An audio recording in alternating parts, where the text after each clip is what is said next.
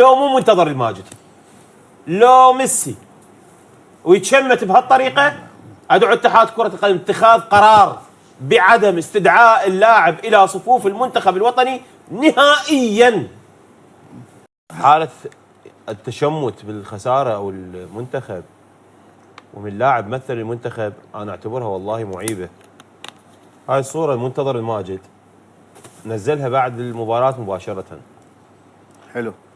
رغم انه منتظر دافعنا عنه وقلنا خوش لاعب ولازم يتواجد مع المنتخب. شنو الصورة هاي؟ هاي الصورة بعد المباراة انه هو قاعد مسترخي ويا مشامية ويشاهد يعني انه شنو اللي يحصل، ما معناه تبرير شامية يمه ديشي باكيتين شامية على اليمين. لابس ملابس رياضية. اي نايم من بطح داخل الملعب. الشامية هاي سمايلات هم يخلوها بال انستغرام تطلع لك. فمعيب، معيبة هاي. لاعب منتخب وهذول زملائك وهذا منتخب يحمل اسم البلد.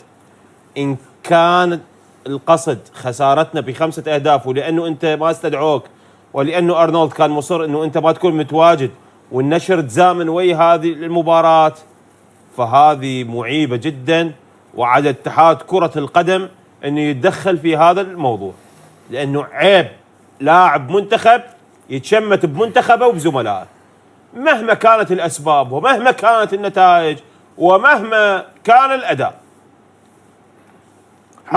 حق ارنولد طلع على هذا، ما نقبلها هذه التصرفات الصبيانيه.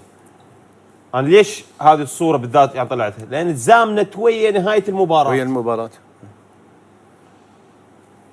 وعلي شاطر بهذا الموضوع، ادخل على انستغرام اللاعب وشوف. دزولي صورته حاليا.